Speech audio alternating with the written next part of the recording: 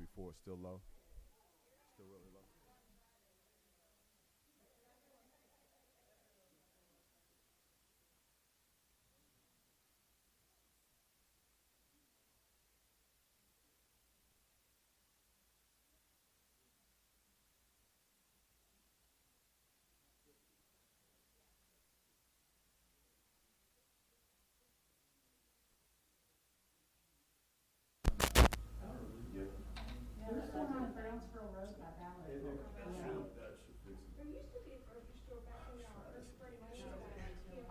And mic check 1, 2, 3, 4. Much better, higher, louder. Okay, cool.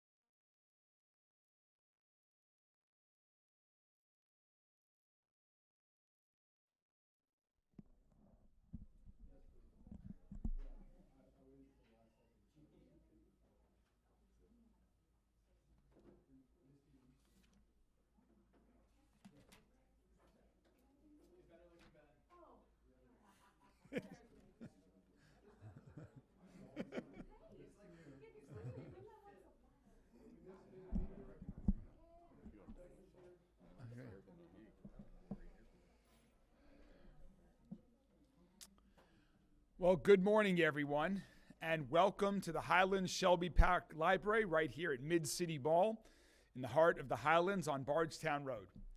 Like all of our libraries, this is a wonderful resource for our neighborhood, and we've got lots of reasons to celebrate our libraries recently. We had an amazing summer reading program with over 400,000 total books read between 26,000 students, the most in nearly a decade to enjoy our libraries. We have renovations that are going on, reopenings, including the Parkland Library, which just finished its first summer after renovations and reopening. Fern Creek Library under construction, Portland Library being renovated, Main Library getting ready to be renovated, new sensory kits that are making our libraries more accessible. And thanks to our new budget and support of Councilman Reno Weber and his colleagues, $1 million in matching funds for additional books and materials. So thanks so much to everyone from our Louisville Free Public Library team and the team here at Highlands Shelby Park Library for hosting us today. We have great things that are going on in all of our libraries. We've had a great week here in Louisville, and it's only Tuesday.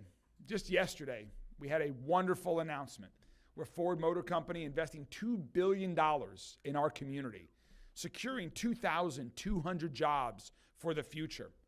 An announcement that incorporated innovation, new production, new advanced manufacturing. I want to give a giant thanks to everyone who took part in helping make this happen. Thanks to LEDA, the Louisville Economic Development Alliance, and its CEO, Trevor Paul, to Jeff O'Brien and our economic development team, to Governor Beshear and everyone with the Commonwealth of Kentucky who worked so hard to truly make Louisville the center of the universe when it comes to EV car production.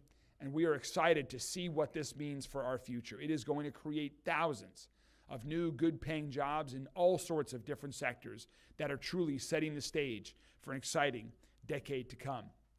I also want to start by giving a thanks to all of our first responders, to our community members, and all the officers who promptly responded after two horrible crimes end of last week. One, a shooting that occurred at a bus stop on the first day of school. Another that involved the kidnapping and a robbery of a mother and her children. Thanks to our community reaching out to LMPD and providing us with information, law enforcement from LMPD and other departments were able to quickly apprehend individuals who are responsible for these crimes.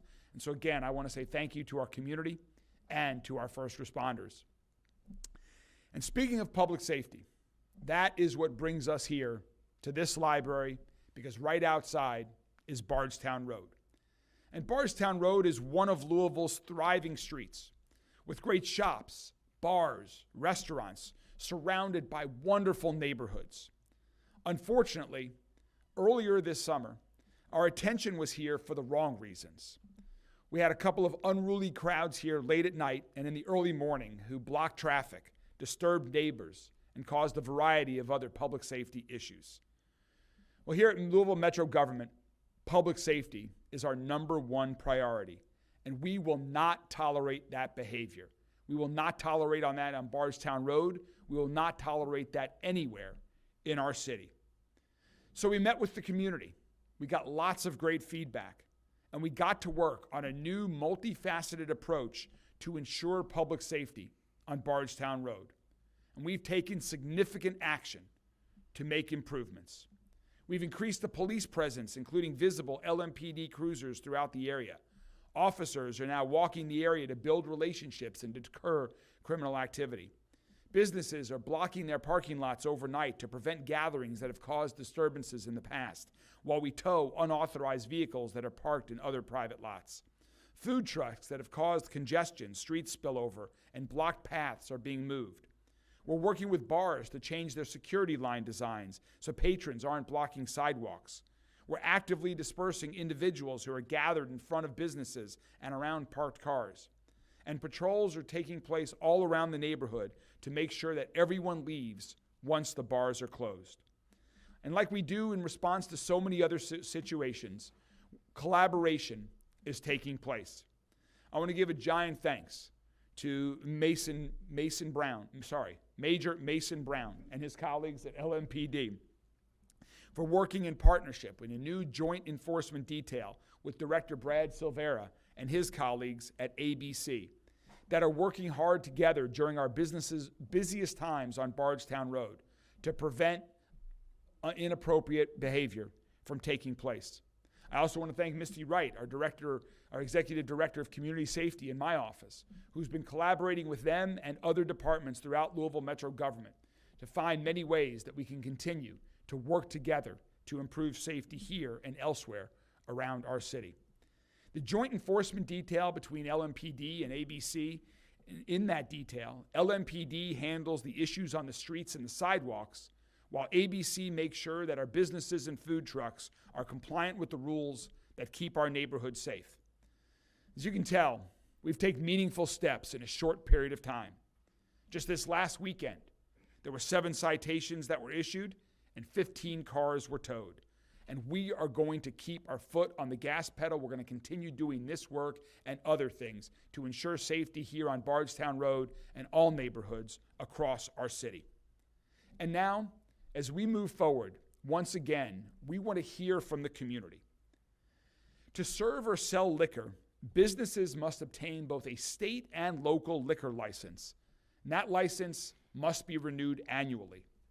And many of the approximately 65 businesses with active liquor licenses located on or near Bardstown Road have to renew their licenses each October 31st. Metro ABC has the discretion to deny a liquor license application or renewal, and they need to consider certain factors, one of which is public sentiment. And so given the interest in this area in particular, we've created a new public survey entitled Public Sentiment Highlands that you can find directly on ABC's website. Director Silvera, thanks to you and your team for helping get this started and to hosting that on your website. And to be very clear, Metro ABC cannot deny a liquor license just because someone in the community protests it. The reasons and the quantity and the specificity of the protest matters. But your input will help the city gauge public sentiment and inform ABC's future decisions.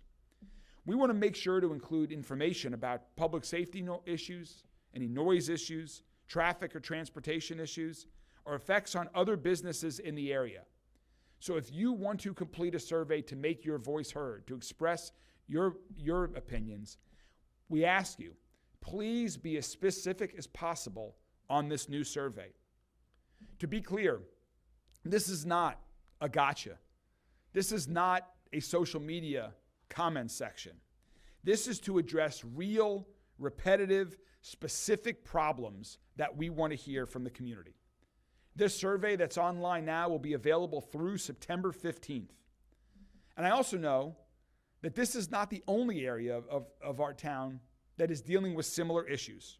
So we've also created another survey that's on ABC's page where you can provide your opinions on any challenging institutions elsewhere throughout our entire city. That's on the ABC website too, and that will cover every neighborhood in our city.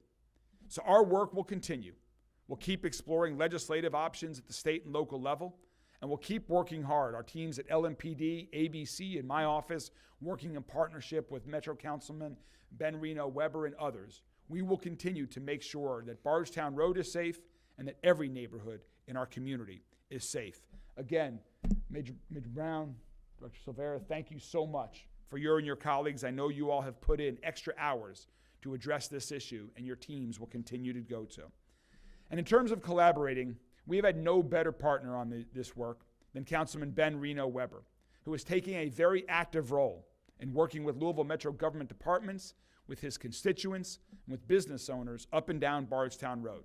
So now, I'd like to welcome Councilman Reno Weber to share a few words about his work and how we're working together moving forward. Councilman? Thanks, Mr. Mayor. Thank you.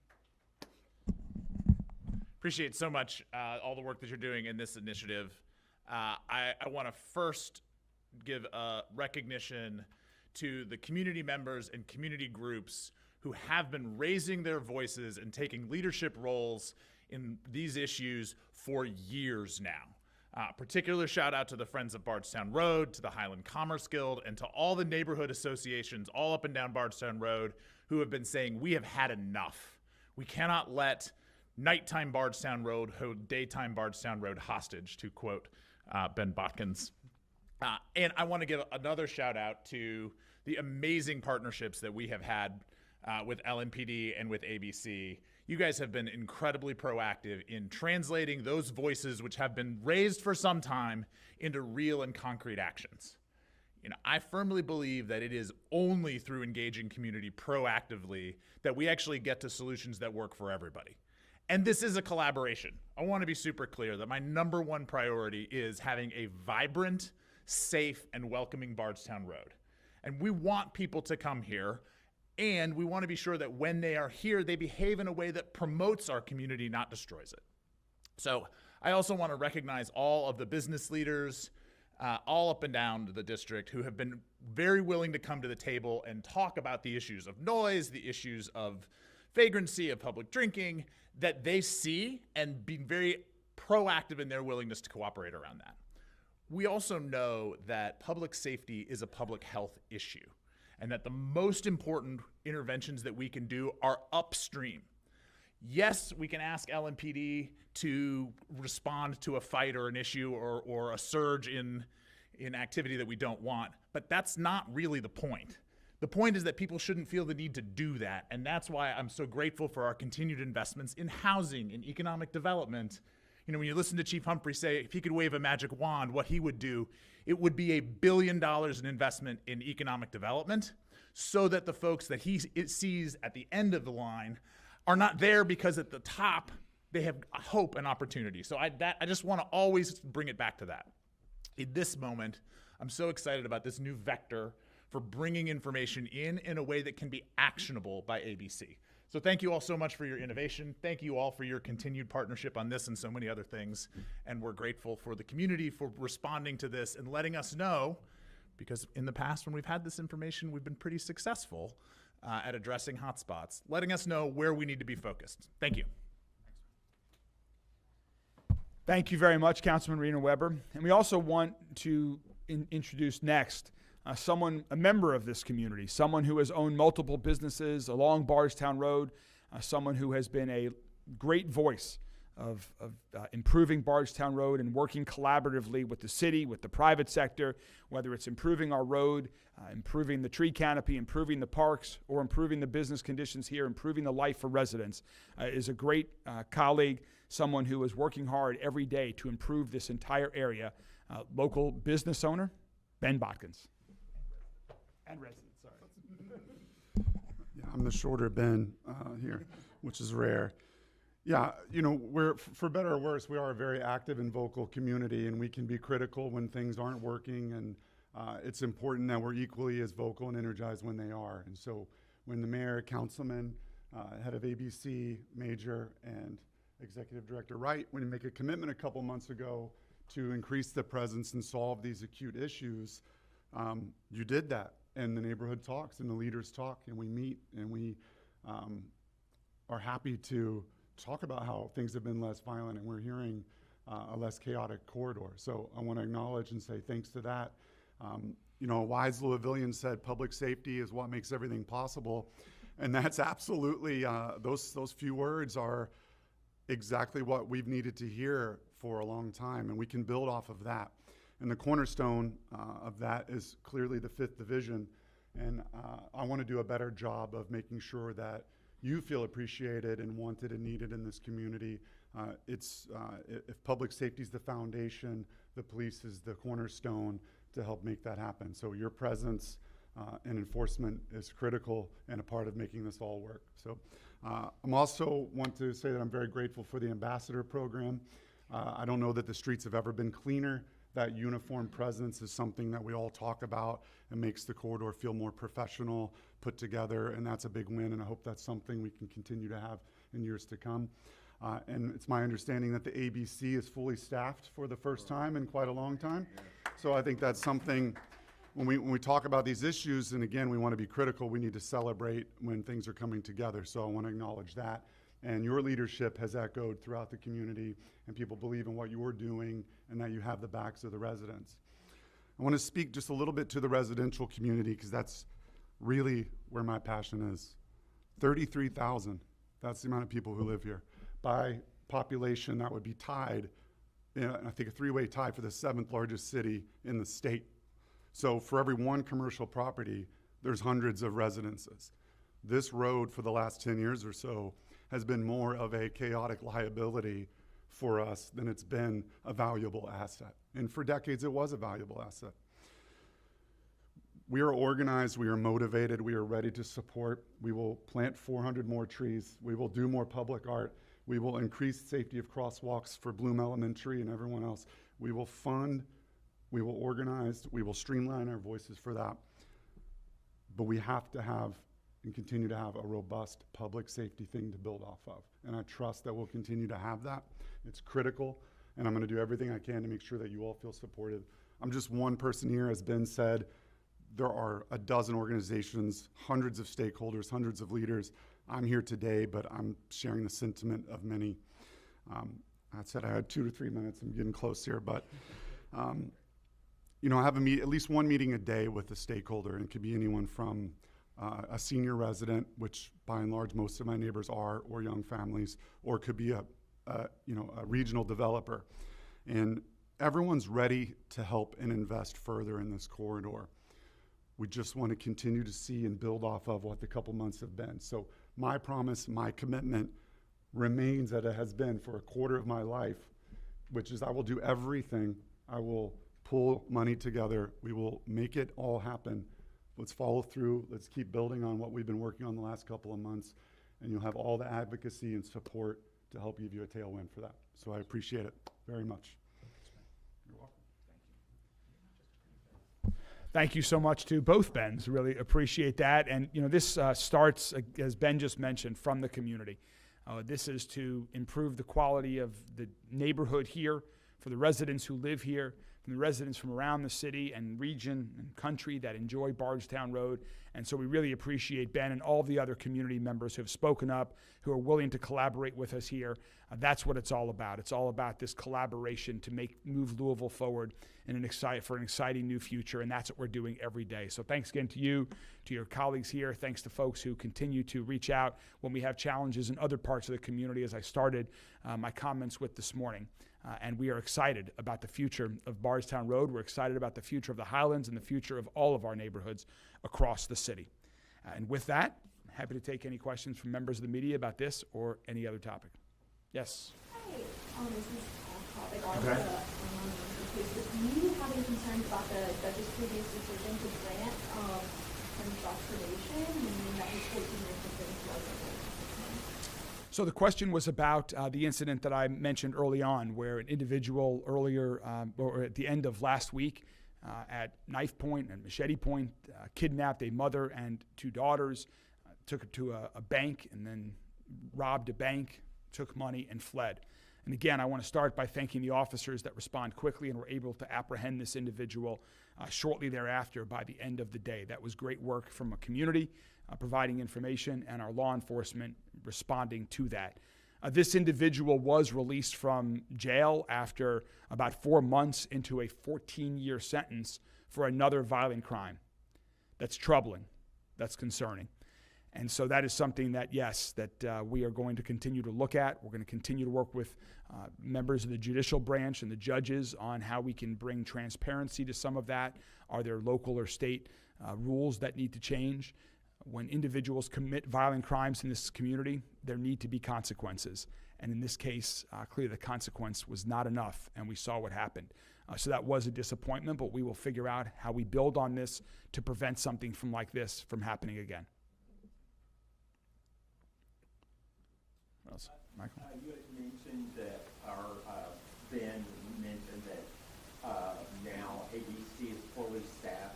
How many people is that? How many? Talk about that. You want to repeat the question first? Hello, sir. Your question was about the staffing level at ABC. Under our current budget, we're at 12 enforcement investigators, and we have 6 in the licensing staff, not counting the my position as the director, and I have a deputy director as well.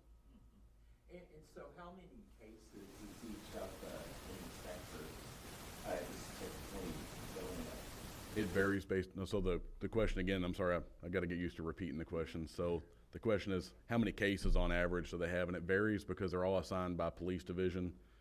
For example, somebody that has a lesser division, we have one of my investigators or detectives is assigned to Homeland Security as a task force officer. So they have some other duties in addition to their ABC duties. So one of the things about ABC, and I think I've talked to a couple people this morning, is I think until we made the arrest on the copper theft situation, I don't think some people understood that we were a functioning police department. We just have a different role in how we handle things. We're specialized. We handle a lot of, I'd say up to 20 different license types. And my detectives are, they're very focused, and we can dedicate a lot of resources to one problem and get it solved pretty quick. Brad, how much weight will your office put on this survey when deciding future licensing? So the question is about how much weight on the survey, and this is the first time that we've taken the initiative to reach out and ask before somebody renews their license, give us the feedback.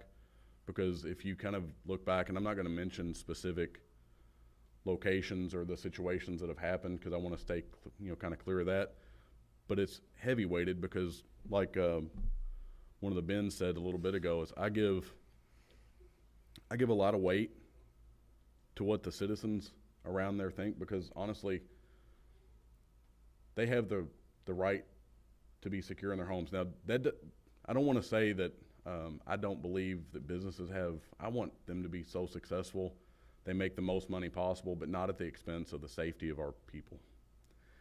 And so I'm going to give it every weight, but sometimes under the law and the scheme as it's written, just because somebody doesn't like it doesn't mean it rises to the level that I have the ability to deny the license, if that makes sense. So I'm going to call them. I'm going to do every thing I can to communicate and find out what can be changed, because a lot of times David James and the mayor and Ron Hetty and all of the executive directors that I've been working with, Misty has been phenomenal at running our safety program and keeping things together. We're picking up the phone and calling people and talking to them about the problems. I like I said, I'm not going to try to mention the specific locations that we're having some problems with, but I'd say 1% or less have been the focus. Most of them do great. They don't have any problems. We don't hear about them, and that's what I hope it stays at. But when we do have a problem, I'm going to call them and talk to them about the problem. We're going to send enforcement investigators to go talk to them. We've been in lockstep with LMPD. I've never seen it like this with us, where we're working, Major Brown and I, we talk weekly. His Lieutenant Silverblatt, we talk, I'm serious, at 9 o'clock at night to 8 o'clock in the morning. We're talking about problems in the community. So if I can tell you, I know it was a long-winded answer to your question, but we are going to take it as serious as we can. And it doesn't mean that we're going to be able to deny a renewal on a license, but it's going to start the conversation. I just want to add one thing to that. Yes, sir. And just to add one thing to what Director Silvera said. I mean, we want this to be a thriving neighborhood. We want there to be great restaurants. We want there to be great retail outlets, and we want it to be a great neighborhood as well. And so that requires balance, and that's the key here, is to have a balanced neighborhood that has all of those attributes to get to where we were in the past, as Ben said, about a thriving mixed-use neighborhood that many other neighborhoods aspire to be. Oh, one more question, then Roberto. One of the questions on the survey is about the hours of businesses, bars, and restaurants. Where do you stand on that right now? Are you still looking to? The question was about where do we stand on the hours of operation of the bars. I mean, that's something that right now I think we've been effective at improving the situation without making changes to when bars close. But that's something that will, I think, remain on the table, that there are a lot of conversations between Councilman Reno Weber and his colleagues, not just in this neighborhood, but that in many neighborhoods. And so I think the community will see that as a conversation happening over the months to come. We want to hear what the community thinks about that as well. Roberto. Can you speak about some of the other things outside of just resident complaints that you're going to have to take into account when it comes to looking at a license renewal? Obviously, some have been overturned. The state said You all have used power in the past, you're not a liquor license, so what are some of the other things besides just people having issues with homes? Yes, so the question was about other than neighborhood complaints when looking to deny a license. Again, we are not looking to deny licenses. We want to approve licenses. We want this to be a thriving neighborhood for restaurants, bars. We want them to make money. We want their patrons to have the best time of their lives on Bardstown Road in our city. We do hospitality wonderfully in our community. We just want it to be safe and want it to be by the rules. So there are going to be issues related to noise and what the impact that noise, not within the restaurant or bar, but outside, what that does to the surrounding neighborhoods. Does that violate noise ordinances? Are there impacts to our transportation or traffic issues? Are there repetitive and specific public safety issues that continue to happen as a result of action at a particular establishment? All of those are going to be issues that Director Silvera and his team consider as they're reviewing that. This is not a social media comment section. This is very specific feedback that we are looking for that goes to the question of public safety. Have you heard from the owners about whether this increase would presently either positively or negatively affect their income? Yeah, please. The question is, have we heard from business owners about whether the increased presence of public safety officials has impacted them or how they feel about it? Yes, we've heard from a lot of business owners, and the overwhelming message is, please, we love having a presence here. We love having somebody to call, and also recognizing that that isn't always because they want a police response. They want a police response when it's appropriate to have a police response. But, one of the big issues that we have had is the increase in people experiencing street homelessness. And we want somebody to be able to respond to that appropriately with mental health engagement, with increased beds for not just shelters, but also supportive housing. And people's willingness to feel comfortable making that call is also about understanding that the right response is going to come. So, one of the things we've talked about is recognizing that the world has shifted and that business owners all along this corridor welcome that uniformed presence. We had a couple of, actually, you might be able to speak to some of the things that you've had talking to people who you felt like were not interested in being part of the solution. You want to speak to that real quick or no? I'll speak. Okay. No, it's true. I mean, everyone's coming to the table. Neighborhood associations are organizing in ways that they've largely just stayed neutral. Everyone wants to be a part of solving all of these issues and sit down with folks or departments or other orgs that they haven't in the past. It's in all the years I've been doing this, I've never seen a more motivated, constituent base in all levels, from folks renting apartments to long-term residents, stakeholders, developers, everybody. I will say on the data question that you're asking, I can not speak for all 33,000 people in the neighborhood, but I'm pretty sure I can paraphrase and say that we do not want a single bar open, another one being issued past midnight. We cannot have any more late night bars. We've got all that we can have for eternity. And that's the most demoralizing thing we could have is another late night license. So we are maxed out on that front. What do you anticipate with these changes that people in the community will see? What will happen to their efforts? I think the question was about what do we anticipate seeing. I think thanks to the work of LMPD, ABC, all of this collaboration that you're seeing right now, the neighbors, the business owners that are all working together for the first time in years, I think what you're going to see is a drastically improved Bardstown Road. You're already seeing a cleaner Bardstown Road. That will continue to improve. Our goal is for an even more vibrant Bardstown Road, where all of the storefronts are full, where there are thriving businesses, retail outlets, restaurants that people are coming to during the day and at night, and it's all being done safely. That, I think, is our shared vision for this neighborhood and every neighborhood in Louisville. When coming up with this survey, did you look at other cities or neighborhoods and other places who might have dealt with some similar issues based on the results with this neighborhood? So in designing this survey, we looked at the statutory framework that governs the issuance of licenses at the state and local level and looked at the factors that someone can permissibly consider in order to renew or issue a new license. And we incorporated those factors into the survey. We're not aware of another jurisdiction that has done something like this. So we worked together to figure out how this is going to work. And in doing so, we communicated with, a couple of months ago, business owners and community leaders to find out their opinions, and in so doing learned that we needed to get more opinions from other people. So we are seeking information about both positive and negative about businesses that sell and serve liquor in the area, tagged to those statutory factors that ABC can permissibly consider in deciding whether to issue or renew a license. And we're also trying to get information about congestion of retail and bar and nightclub type of establishments on Bardstown Road, and also opinions on late night service of alcohol. Is this an ongoing survey or just continuous? How's that working? The survey is going to be ongoing. However, we're encouraging people to fill it out by September 15th in order to allow our ABC director to be able to consider those opinions when considering the renewing licenses that are currently active.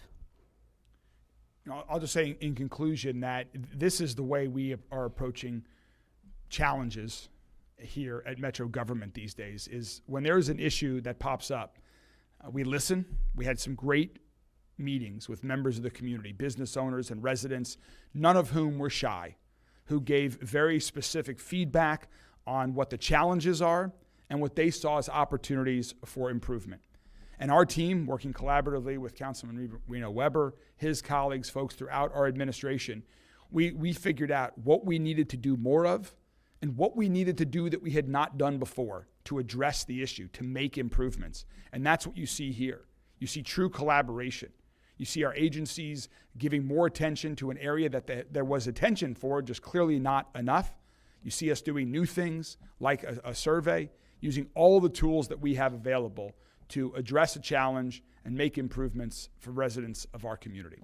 We're really excited about the future of Bardstown Road. I'm really excited about what's going on all across our city.